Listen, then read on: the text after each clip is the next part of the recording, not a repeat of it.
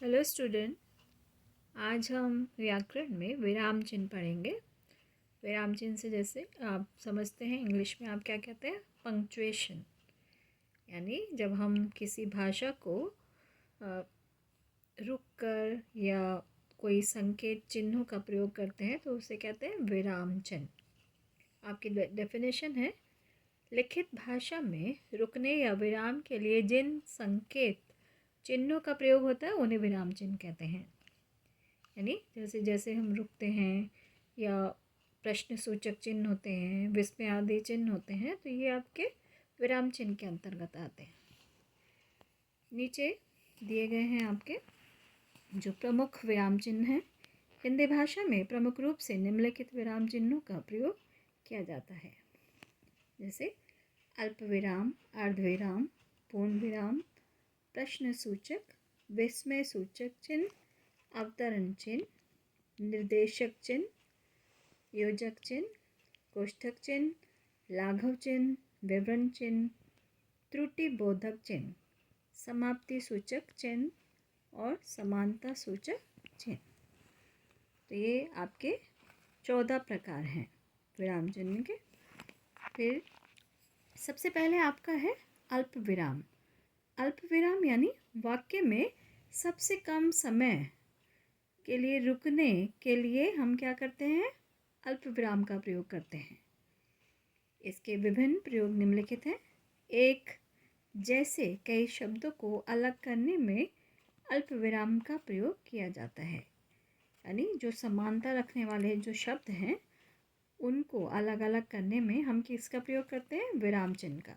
जैसे दिल्ली, कोलकाता, मुंबई और चेन्नई हमारे देश के प्रमुख महानगर हैं।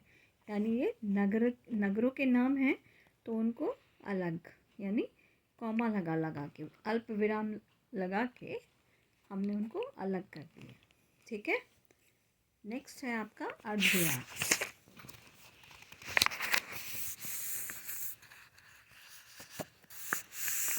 दूसरे कुछ उदाहरण हैं यहाँ पर, जैसे नेहरू जी ने कहा था आराम हराम है।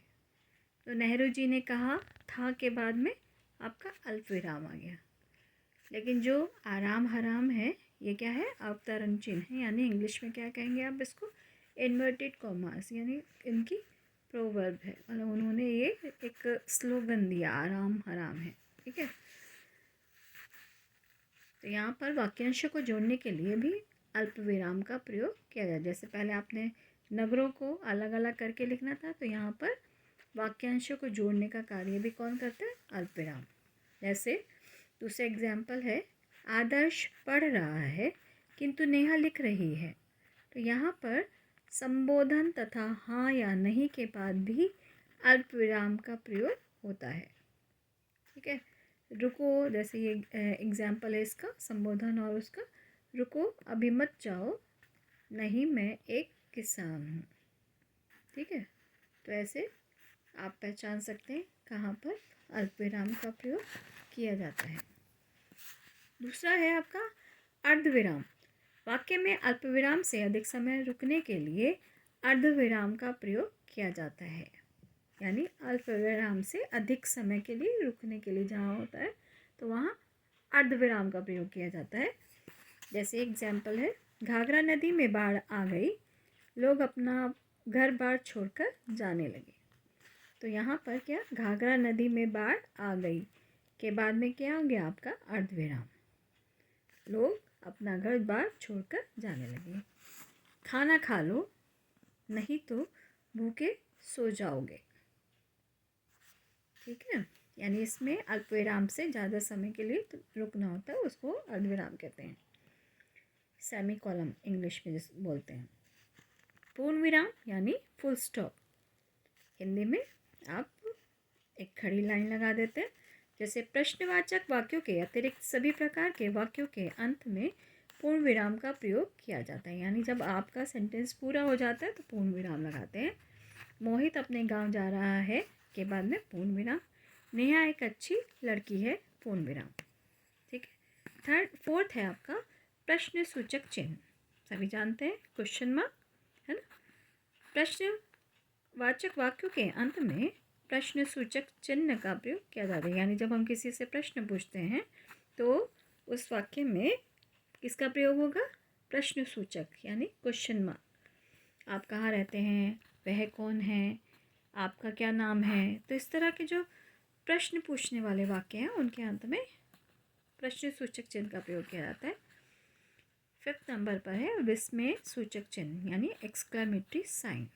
ठीक है, यानी जो हमारे मन के भाव होते हैं, हर्ष, घृणा, आश्चर्य आदि भावों को व्यक्त करने के लिए विस्मय सूचक चिन्हों का प्रयोग किया जाता है। जैसे एग्जाम्पल है शाबाश, तुमने बहुत अच्छा काम किया। तो शाबाश के बाद में क्या, कौन सा चिन्ह आ गया? विस्मय सूचक चिन्ह। वाह कितना सुंदर फूल है। ठीक है। 6 नंबर पर है अवतरण चिन्ह यानी इन्वर्टेड कॉमास। इसे उदाहरण चिन्ह भी कहते हैं। अवतरण चिन्ह को क्या कहते हैं? उदाहरण चिन्ह भी कहते हैं। ये 2 प्रकार के होते हैं, इकहरा अवतरण चिन्ह और दोहरा अवतरण चिन्ह। ठीक है, सबसे पहले देख लेते हैं इकहरा अवतरण चिन्ह यानी सिंगल इन्वर्टेड कॉमास।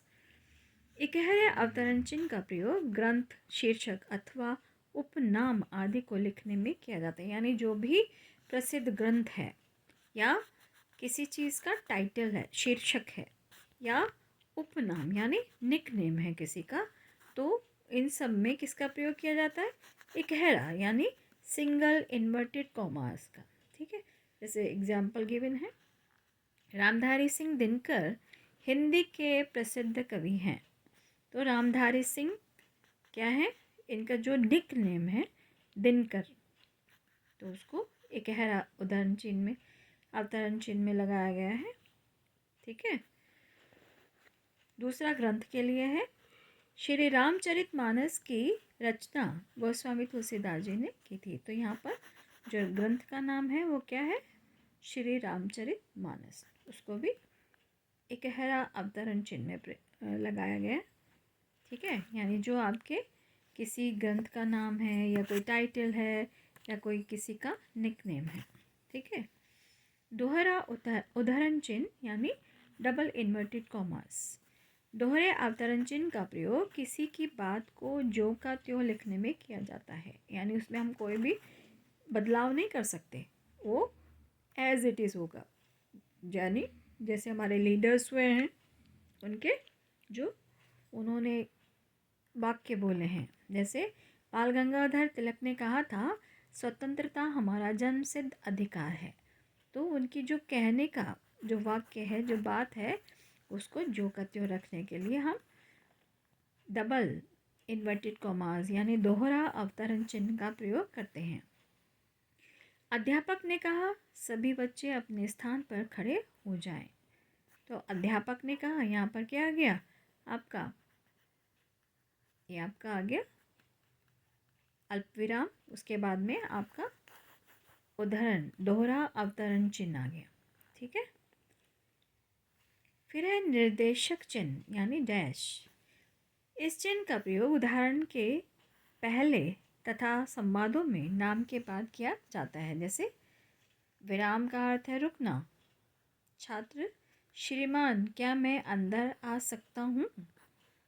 अध्यापक, उसके बाद में क्या आपका डैश लगा है, हाँ आ जाइए। यानी जब हम किसी से बात कर रहे हैं तो वहाँ पर आप क्या करेंगे? छात्र है वो डायलॉग बोल रहा है, उसके बाद में क्या आएगा? आपका निर्देशक चिन्ह यानी डैश का प्रयोग होगा। फिर है आपका योजक चिन्ह यानी हाइफन। योजक चिन्ह का प्रयोग शब्द युग्मों के बीच में किया जाता है। शब्द युग्म यानी जैसे राजा रानी, माता पिता, सुख दुख, पुण्य पाप पुण्य, राष्ट्रभक्ति, यानी 2 शब्दों के बीच में, यानी जो 2 जोड़े हैं। ठीक है, रात दिन, तो इस तरह में ये शब्दों में आप किसका प्रयोग करते हैं? योजक चिन्ह का। भाई बहन है ना। कोष्ठक चिन्ह यानी ब्रैकेट। वाक्य में किसी पद का अर्थ स्पष्ट करने के लिए कोष्ठक चिन्ह का प्रयोग होता है। जैसे आश्रम में ऋषि मौन, यानी ब्रैकेट में क्या शब्द है उनका? चुपचाप बैठे हैं। ठीक है, तो इस तरह से आपको कोष्ठक चिन्ह लगाना होगा। लाघव चिन्ह यानी अब्रिवेशन मार्क, शब्दों का संक्षिप्त रूप लिखने में लाघव चिन्ह का प्रयोग किया जाता है। यानी जो हम शब्दों को छोटा करके लिखते हैं, जैसे उत्तर प्रदेश है, उत्तर प्रदेश को हम क्या करते हैं, उ और आपने लगा दिया लाघव चिन्ह, फिर प्र लाघव चिन्ह। ठीक है, ऐसे हम लिखेंगे प्रोफेसर, प्रो, पंडित, प, लखनऊ विश्वविद्यालय, ल, वी। ठीक है, तो इस तरह से हमने इन शब्दों को छोटा करके लिख दिया।